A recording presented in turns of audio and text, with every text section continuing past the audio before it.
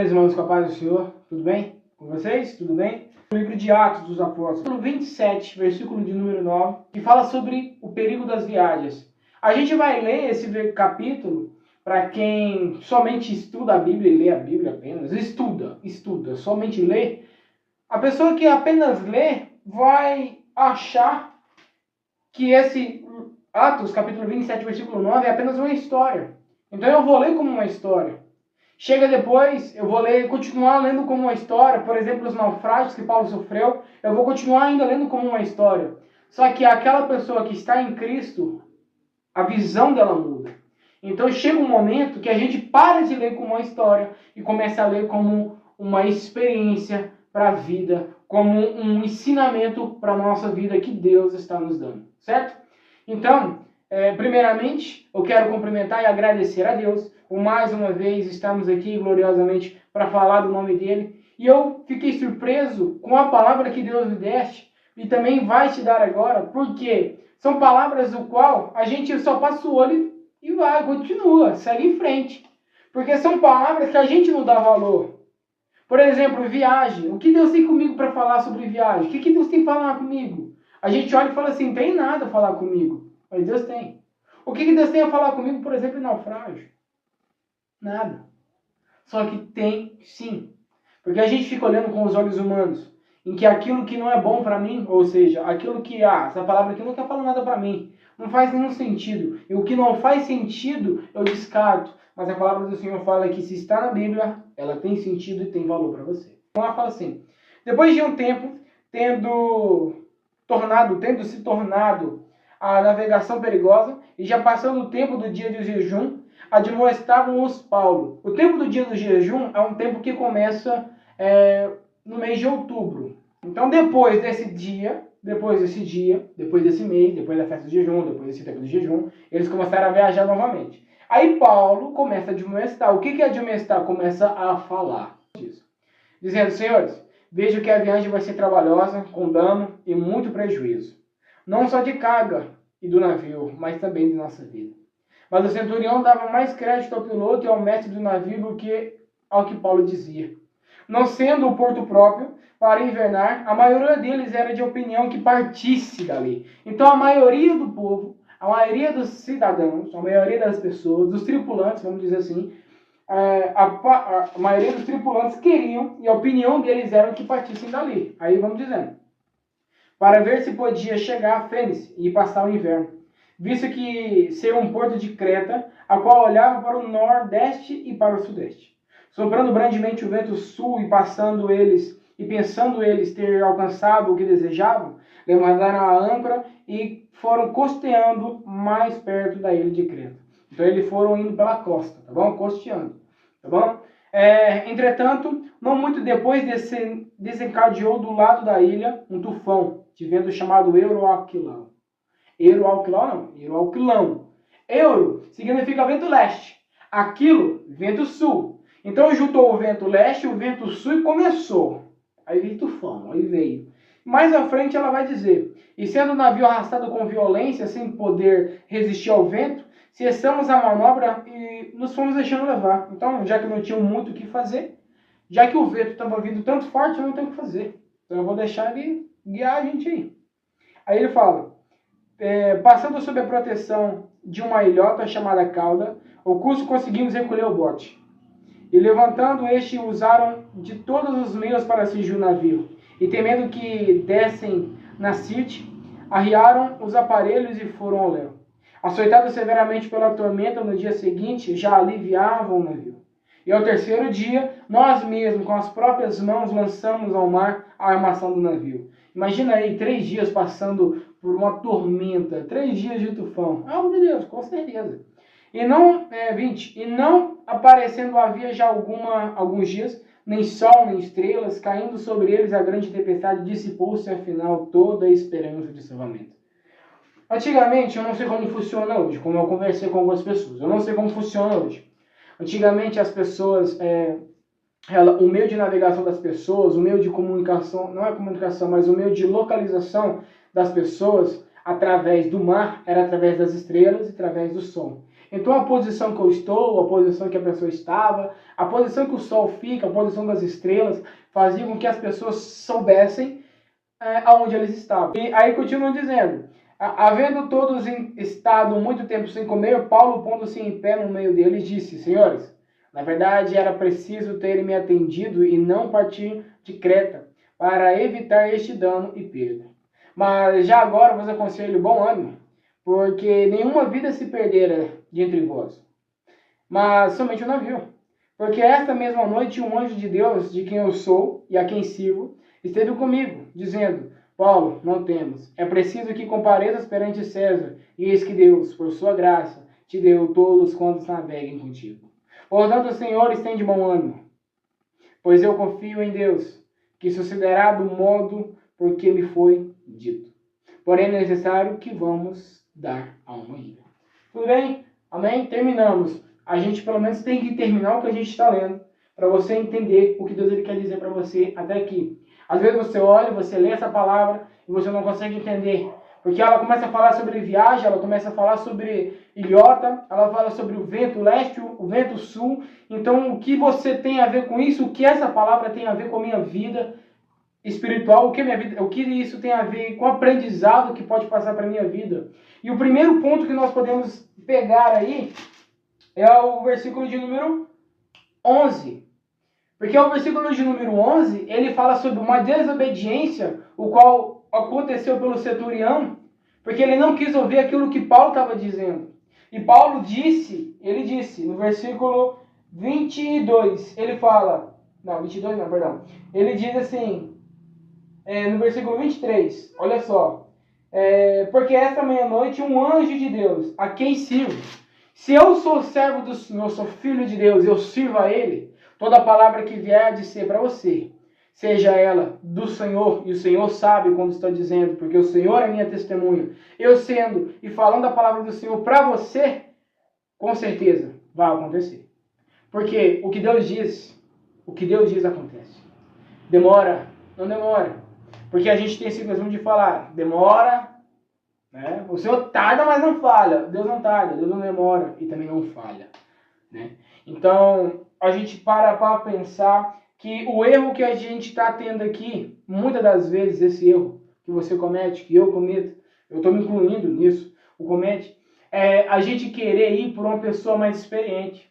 Sabe, um pastor que está há muito tempo na igreja, um irmão que já está há 20, 40 anos na igreja. A gente quer ir por essa pessoa. A gente não quer ir seguir a voz de Deus, quer seguir a voz dos homens. E aí o Senhor mesmo diz que você vai seguir a voz dos homens. Se você seguir a voz dos homens, pode acontecer como aconteceu com Paulo aqui, com seus tripulantes. A Bíblia vai mencionar para nós mais à frente que são cerca de 276 pessoas.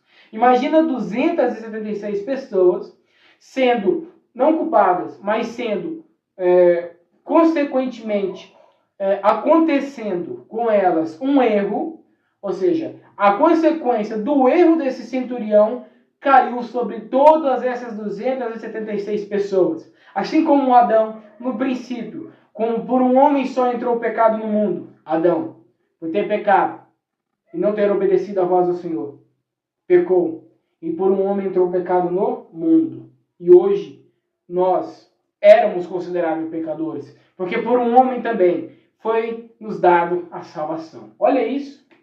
Então aqui ele está falando, irmãos, por um homem só, escolheu decidir fazer o seu próprio caminho, decidiu confiar nos homens, e olha só onde levou. Onde levou? O barco se perdeu, a carga se perdeu, poderia ser uma carga valiosa, poderia ser uma carga apenas de alimento, que é de muito valor já, porque a Bíblia vai falar para nós mais à frente, que fala que eles estavam com fome. Então, se você está com fome, até mesmo um alimento você se perde, aquilo já é valioso mais que tudo. Então a Bíblia ela vai falando para nós, imagina, perderam a carga, perderam o navio que se quebrou, o navio se partiu, a carga se perdeu, mas as nossas vidas não se perderam. Irmãos, olha o que Deus fala pra gente. Não deixe você errou. A sua vida ela está se perdeu. Você perdeu tudo aquilo que você tinha, você perdeu a sua vida, você perdeu a sua família, perdeu o seu respeito, perdeu o seu amor, perdeu tudo. Mas o Senhor diz, a sua vida ainda não se perdeu. Você vive para a honra e glória de Deus. Ainda que tudo se acabe, ainda que eu não tenha mais um prato, ainda mais que eu não tenha um carro para se movimentar, ainda que eu não tenha uma casa para morar, mas eu tenho a minha vida. E a minha vida serve para adorar o Senhor. Adore ao Senhor de todo o seu coração, e o Senhor vai se inclinar a você. Ele inclinará os teus ouvidos à sua petição. E aí, conforme o Senhor diz ainda, ele fala que os erros dessas pessoas, algumas pessoas, olha que interessante, versículo 12. Não sendo o porto próprio para invernar, a maioria deles era de opinião que partissem dali. A maioria deles, quando nós lemos essa primeira vez, nós achamos que era apenas o centurião que queria sair dali, zarpar, né? Queria zarpar dali, seria sair. Mas a Bíblia fala para nós agora, no versículo 12, que alguns deles também queriam isso. Então pensa que algumas dessas pessoas queriam errar também. Estavam sendo participantes com o erro do centurião. Mas Paulo, ele diz assim, olha só o que Paulo diz. Ele diz assim, irmãos, 21, olha só, vou pegar aqui. Ele diz assim, ó, havendo todos estado com muito tempo sem comer, né? Aí ele diz, Paulo, pondo-se em pé no meio dele, diz, senhores, na verdade era preciso terem me atendido, e não partir de Creta, para evitar este dano. O Senhor avisa, o Senhor vai falando. Irmão, não faça isso. Irmão, comece a servir a voz do Senhor, comece a servir o Senhor. Deus, ele fala para você voltar até Ele, para que o Senhor restaure a sua vida, restaure a sua família, restaure o seu emprego, restaure tudo que você tinha. Restaure tudo, mas se você voltar ao Senhor. Restaure a sua saúde, mas se você voltar ao Senhor. O problema das pessoas hoje é que estão querendo tudo restaurado, mas não querem fazer nada para Deus. Você quer um trabalho, você quer receber sem antes mesmo trabalhar? É necessário você trabalhar para Cristo para você receber. Aí a gente vai olhar e falar assim, mas Deus é injusto. Não, Deus, Ele é justo. Porque você está recebendo pelo que você faz. Porém, a Bíblia fala para nós que não é por obras que você ganha o céu. Não é por obras. Porque a salvação não é por meio das obras, é por meio da graça. E a graça é por meio da fé. E isso não vem de mim, não vem de você, é dom de Deus. Então ele diz em Efésios mesmo, ele diz isso pra gente. Então isso é dom de Deus. Se fosse por obras, um homem ia se gloriar demais. O que você está fazendo? Já entreguei 10 cestas para aquela família ali. O que você está fazendo? Aquela pessoa que precisava de emprego, hoje eu dei emprego para ela, ela está no melhor cargo possível hoje. E aí, você quer se gloriar nas obras? Mas o Senhor diz, não é por obras que você é salvo. É pela graça, é por fé. Mas então, a Bíblia ela fala para nós que nós devemos crer em Cristo Jesus para nós vivermos a boa obra. Se nós não somos salvos por obras, então por que Cristo fala sobre vivermos a boa obra? A boa obra ela começa quando nós mudamos a nossa vida. A Bíblia fala para nós sobre conhecereis a verdade e a verdade vos libertará. A verdade vos libertará. Libertará de quê? Primeiramente, libertará do nosso pecado. Certo? O pecado que eu tanto fazia, que eu tanto cometia, que às vezes gostava, tinha um gosto por isso, o Senhor nos liberta. A partir do momento que eu quero conhecer Cristo, a partir do momento que eu entrego a minha vida a Cristo, o Senhor nos liberta. Então, primeiramente o pecado, certo? O pecado. Depois, as falsas doutrinas. O Senhor me liberta, porque eu não vou ser mais enganado por falsos mestres, por falsos pastores, falsos profetas, falsas pessoas que proclamam o nome de um Deus falso. Que é um Deus de bênção, um Deus de alegria, um Deus daquilo, e é isso aí. Um Deus falso. Porque um Deus que hoje todo mundo quer ter eu posso viver errado, mas eu posso também servir a Deus. E eu servindo a Deus, esse Deus não vai me julgar. Esse Deus não vai falar, não faça isso. Esse Deus vai falar, continua fazendo. E você vai ser próspero na sua vida. Esse é o Deus que a pessoa quer. E tá errado. Tá errado. Porque você quer viver um Deus que não tem zelo nenhum? Oxi. Você tá ficando meio doido, é? Paulo diz, irmão, não seja débil. Débil é o quê? É louco. Não seja louco. Tá? Não seja louco. Então você quer servir um Deus. Você quer servir Deus sem valor algum? Aí as pessoas dizem assim, você pode servir a Deus da maneira que você quiser. Você concorda? Porém, eu não concordo. Porque a Bíblia me diz que o zelo por Deus é precioso. Se eu quero servir Deus, se eu posso servir Deus de qualquer maneira, do jeito que eu quiser, então por que Deus matou Nadab e Abiú quando Nadab e Abiú deu fogo estranho para o Senhor? Porque eles serviram Deus da maneira deles, da maneira que ele quis. O Senhor vai lá e mata Nadab e Abiú. Por que Deus matou Uzá?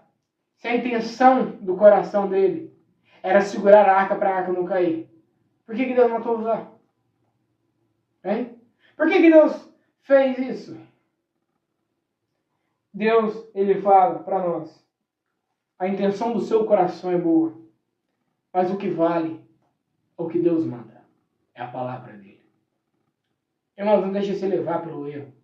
Não deixe de se errar. Volte ao seu caminho do Senhor. Volte a falar com ele novamente. Volte a estar na presença do Senhor. Tá bom? Volte a estar com ele. E aqui a Bíblia continua dizendo para nós que Paulo ele diz que chegou ao terceiro dia, se eu não estou enganado, 16, né? Não, 17. Isso aqui, ó. 15, né? Na verdade, ó.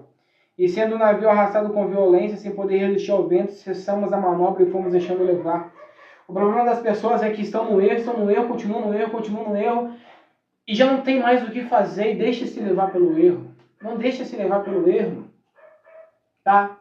Não deixa se levar pelo erro.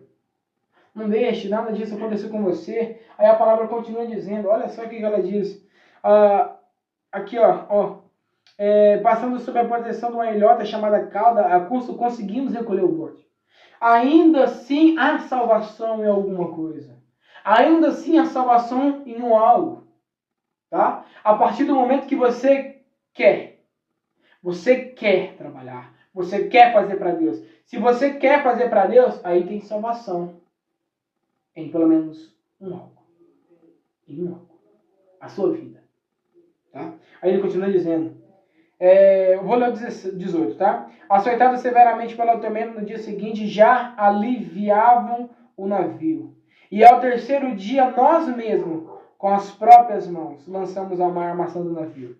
Aqui nós temos uma interpretação muito bacana que Deus nos dá, que é, através do pecado, a gente vai fazendo pecado, as pessoas vão fazendo pecado, pecando e achando que o erro é legal, que o erro é bom. Aí chega um momento que a gente quer fazer algo consertar. A gente quer, vamos dizer assim, Deus fala assim, ei, volte à minha presença. Aí você quer isso, você quer voltar à presença de Deus. Só que você decide fazer com as suas próprias mãos. Como foi falado aqui. Entendeu? Como foi falado aqui. Chegou o terceiro dia, decidimos nós mesmos, com as nossas próprias mãos, lançar a carga fora. Decidimos nós mesmos lançar fora.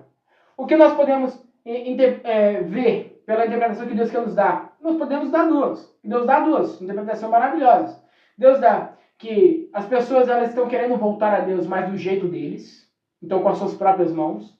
Tá? Com as suas próprias mãos. Não é assim. Tá? Não é assim. Deixe Deus trabalhar da maneira que Ele quer. Portanto, você tem que ter atitude. A atitude sua tem que ser, Senhor, não quero mais isso. Senhor, não quero mais fazer nada disso. Eu quero voltar na tua presença, eu quero me entregar na tua vida. Eu quero me entregar a minha vida à tua presença. Eu quero viver para o Senhor. Porque, como Paulo disse, eu sirvo a Deus de quem eu sou. E eu quero ser considerado também assim. Quando falar, quem é você? Eu sou filho de Deus. Eu sirvo a Deus de quem eu sou. Veio o anjo do Senhor, de quem eu sou. Você se proclamar assim, você te intitular, o título seu ser Eu sou do Senhor. Eu sou pregador da palavra do Senhor. Olha que maravilha, irmãos. Isso é muito bom. A outra interpretação que nós olhamos é que os erros é tão grande, o erro é tão grande que a gente tenta consertar com as nossas próprias mãos. Mas não tem como. Entende? Eu vejo pessoas que estão num erro, estão num erro, continuam vivendo nesse erro, Deus já deu solução, mas acho que fazer com as suas próprias mãos é voltar à presença do Senhor. Porém não é. Ou você volta, ou você não volta. Você tem que ter essa decisão. Você disse que quer. O Senhor te deu uma chance. E deu essa chance para você voltar. Então aproveita essa chance do Senhor. Porque o Senhor vai chegar um tempo em que você não terá mais chance, que nós não teremos mais chance, e que Deus vai falar, ei, você não tem mais chance, em que você vai chegar, Senhor, me ajuda, e Deus vai dizer, não vos conheço. Não vos conheço. Mas aí você diz, Senhor, mas em teu nome eu preguei, em teu nome eu curei. E o Senhor diz, apartai-vos de mim porque eu não vos conheço. Aí assim, a gente olha interessante, e é bom porque a gente pode pregar, pode fazer isso. Aí a gente para pensar e pergunta assim, mas como que as pessoas pregam ainda sendo que estão no erro? A Bíblia fala que o dom de palavra Já falou que a palavra é dom de Deus, é dom, o Senhor nos dá. Então pregar num erro, posso. Eu posso pregar num erro. Eu posso pregar adulterado? Posso pregar com um erro. Com adulteração? Posso pregar quando estou adulterando? Posso, porque pregar é dom. Porém o Senhor me diz, Senhor, em teu nome eu curei, em teu nome eu preguei, em teu nome eu falei palavras, em teu nome eu falei em línguas, em teu nome eu te disse, Senhor, em teu nome eu expulsei demônios. Quando o Senhor diz, apartai-vos de mim, não vos conheço. Irmãos, não pregue no erro, não faça nada para o Senhor no erro, se conserte primeiro. Por que o Senhor, ele prefere que você fale com Ele? Sendo que Deus fala que até os nossos pensamentos Deus ouve e Deus sabe. Por que o Senhor gosta? Porque o Senhor, Ele fala para nós. Você tem que falar o seu erro. Não para que você seja perdoado, mas que seja curado. Porque às vezes estamos no erro e a única coisa que nós queremos é ser curado. É estar bem, tirar o peso da gente, estar aliviado. E esse alívio se chama cura. E o Senhor é o único que dá a cura para você. Eu posso pedir desculpa para um irmão, para uma irmã, para o meu pai, para minha mãe, mas eu não vou me sentir curado da mesma maneira que eu falar, Senhor, me perdoe. E o Senhor te cura. Isso é muito bom, irmãos. Mas o Senhor fala, olha que interessante, o Senhor fala para nós, irmãos, vocês não fizeram conforme eu fiz. Paulo diz no 21, irmãos, era necessário vocês terem me ouvido, mas como vocês não ouviram, tudo bem. Aconteceu isso daí, você perdeu o barco, você perdeu o mantimento. Então como? Você perdeu a casa, você perdeu o emprego, você perdeu a sua família. Perdeu, não perdeu? Porque você não deu valor à palavra de Deus. Não deu valor à palavra de Deus, você perdeu. Só que ele fala, já que você sabe que você devia ter ouvido, porém agora você não quis fazer, mas tudo bem, agora você está querendo ouvir? Aí ele fala, tem de bom ânimo, irmão. É até interessante, né? Estranho, né? Porque eu perdi tudo. Eu perdi o barco, eu perdi comida, perdi a minha família, perdi isso, perdi aquilo. Tudo que eu achava importante. E o Senhor fala para mim ter bom ânimo. Por que o Senhor fala para mim ter bom ânimo? Porque a presença do Senhor te faz ter bom ânimo. Sem a presença de Deus, rapaz, não falo não é graça, não tem valor, não tem sentido. Então por que nós devemos ter a presença do Senhor? Para ter graça. Para ter graça no Senhor, glória no Senhor, felicidade, alegria. Então, mais que perdemos tudo, ainda que eu esteja abandonado, ainda que esteja tudo dando errado, mas se o Senhor está comigo, eu estou bem. Glória a Deus por isso. Então, ele fala, olha só, 22, mas já agora eu aconselho, irmão, bom ânimo, porque nenhuma vida se perdera dentre vós, mas somente o navio. O que Deus ele fala é, irmãos, nenhuma vida se perdeu. Alguém morreu dentre vós? Nós ficamos 3 dias no barco, 3 dias com tufão, 3 dias o barco quebrando, a comida indo embora, o mantimento indo embora, a navegação, quebrando. Alguém morreu nesses 3 dias? Não. Então dá glória a Deus por isso. O barco é material. Se perdeu. Certo? A carga foi-se também. Mas a sua vida está aí. Aí ele diz, olha só aquilo que ele diz. Ele fala assim, ó, 25. Portanto, senhores, tenham de bom ânimo, pois eu confio em Deus, que sucederá do modo em que me foi dito. A forma que foi dito foi, Paulo, não se preocupa não, tá? Eu tô com você. Tá difícil, não tá? Você perdeu o navio, não perdeu? Não perdeu a carga também? Tá difícil. Não preocupa não, tá? Eu tô com você. Deus mandou um anjo, aí Deus fala, Deus me enviou para te falar que era necessário passar por tudo isso, para que as pessoas viessem crer no Deus de Paulo. Viessem a crer no Deus verdadeiro. Não preocupa não. Nenhum fio de cabelo de vocês será arrancado. Nenhum dos fios de cabelo de vocês será tocado. Portanto, tem de bom ânimo. Mas, pela desobediência que vocês tiveram, por não ouvir a palavra de Deus, por vocês não quiserem obedecer à voz do Senhor teu Deus, terá consequências. E essa consequência será, versículo 27, ou melhor, 28. 28 não, desculpa, 26. Porém, é necessário que vamos dar a uma ilha. O que ele disse? Por mais que você tenha de bom ânimo, e eu estou falando, tenha bom ânimo, você ainda teve o erro que você fez. e esse erro gerará ou está gerando, vai ter consequência. Vai ter consequência. Mas viva a sua consequência com bom ânimo. Davi, quando ele errou, ele assumiu que ele errou. Ele não botou culpa em Betseba, não botou culpa em Urias, não botou culpa em ninguém. Ele botou culpa nele. Porque ele sabia que ele estava errado. E graças a isso, o Senhor foi lá e perdoou. E Davi disse. E Deus disse. Tem de bom ânimo. Passou a consequência dele, mas com Deus. Irmãos, olha, a palavra que Deus ele quer nos trazer hoje nos dá é essa. Tem de bom ânimo quando passardes por diversas provações, sabendo que a vossa fé produz o quê? Perseverança, alegria, graça no Senhor. Mas também volte à presença do Senhor de verdade. Volte de verdade à presença do Senhor. Não seja você um filho rebelde que não quer voltar, que quer fazer com as suas próprias mãos. Seja você grato a Deus. Esse é o vídeo que Deus fez nós a fazer hoje. E um título bacana para esse vídeo seria: o que os perigos das viagens podem me ensinar na minha vida? O que uma viagem pode ensinar a mim? Agradeço a oportunidade, fiquem com Deus e até a próxima viagem.